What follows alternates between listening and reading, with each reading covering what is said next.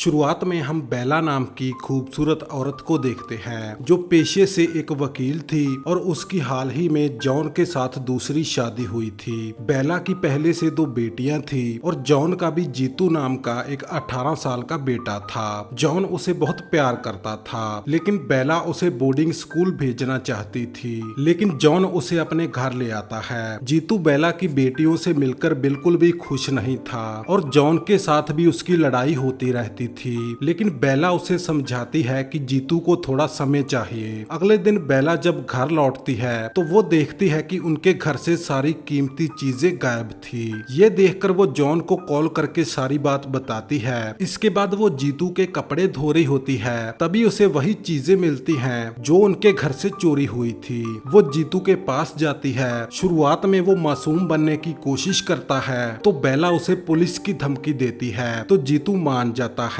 तो बेला उसे कहती है कि मैं ये बात तुम्हारे पिता को नहीं बताऊंगी, लेकिन बदले में तुम्हें घर के सभी लोगों के साथ अच्छे से पेश आना होगा। तो इसके बाद जीतू सभी से अच्छे से पेश आने लगता है और ये देखकर जॉन और बेला भी खुश हो जाते हैं। फिर एक दिन जीतू अपनी गर्लफ्रेंड एनी को घर लेकर आता है। वो उसे बेला से भी मिलवाता है और अपने कमरे में ले जाता है जहाँ वो दोनों रोमांस करने लगते हैं। बेला को बाहर से उनकी आवाजें सुनाई दे रही थी जिससे वो परेशान हो जाती है और रात भर सो नहीं पाती। अगले दिन बेला तीनों बच्चों के साथ लेक पे जाती है तो जीतू बेला को उसके साथ लेक में नहाने को कहता है और ये दोनों नदी में मस्ती करने लगते हैं। जीतू बेला की फैमिली के साथ अच्छे से घुल मिल गया था। अगले दिन बेला घर में बोर हो रही थी, तभी वहाँ जीतू आ जाता है और उसे अपने साथ चलने को कहता है। ये दोनों एक बार में जाते हैं और ड्रिंक करते हुए बातें करते हैं। तभी जीतू को उसकी गर्लफ्रेंड का मैसेज आता है और वो कहता है कि उसे जाना होगा, लेकिन तभी बेला उसे होठों पे किस करती है जिससे जीतू को थोड़ा अजीब लगता है, लेकिन वो चुपचाप वहाँ से चला जाता है। इसके बाद बेला हर समय जीतू के बारे में सोचती रहती थी और उसकी रातों की नींद भी उड़ चुकी थी,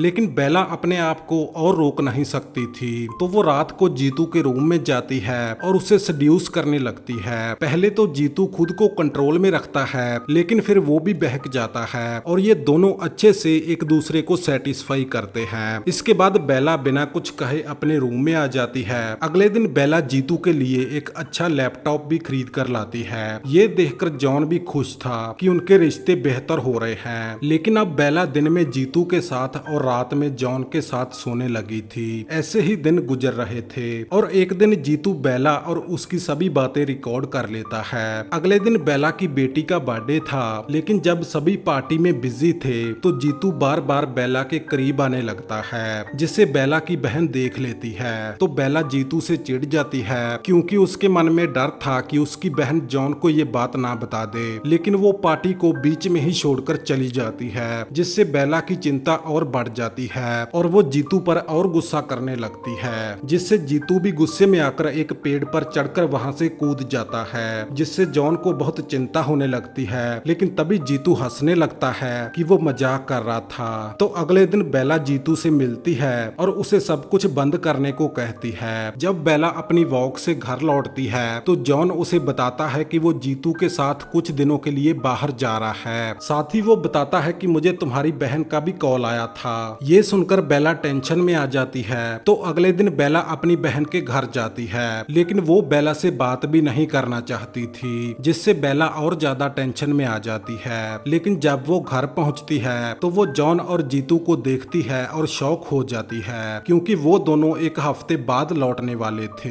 बेला जॉन से नजरें चुराने की कोशिश कर रही थी तो जॉन उसे बताता है कि जीतू ने मुझे सब कुछ बता दिया है, लेकिन बेला इससे मुकर जाती है और कहती है कि वो मुझसे नफरत करता है और वो हम दोनों को अलग करना चाहता है और उसे अपनी मीठी बातों में फंसा लेती है। इसके बाद वो उन सभी टेप रिकॉर्डर्स को भी बर्बाद कर देती है जो उनके रिश्ते का इकलौता प्रूफ थे। अगले दिन जॉन बेला के साथ जीतू को समझाने की कोशिश करता है कि अपनी माँ पर इस तरह के इल्जाम लगाना बहुत गलत बात है। तो जीतू बेला को सारी सच्चाई खुद बताने को कहता है, लेकिन बेला जीतू के पास जाकर उसे झूठ ना बोलने को कहती है। तो जीतू उसके मुंह पर थूक कर वहाँ से चला जाता है और अगले दिन जीतू को बोर्डिंग स्कूल भेज दिया जाता है, लेकिन जॉन को उसकी याद आती थी और वो उदास रहने लगा था। था। तभी एक दिन जीतू बेला के ऑफिस पहुंच जाता है और कहता है कि वो जॉन को सारी सच्चाई बता दे, लेकिन बेला ऐसा नहीं करने वाली थी। तो जीतू उसे पुलिस की धमकी देता है, लेकिन बेला खुद एक लॉयर थी और वो कहती है कि मैं तुम्हें ही इसमें फंसा दूंगी। लेकिन वो जीतू को कहती है कि अगर तुम जॉन से ये कहोगे कि तुमने जो कुछ भी कहा वो झूठ था तो तुम वापस घर आ सकते हो। लेकिन जीतू अपने पिता को बेला की सच्चाई दिखाना चाहता था,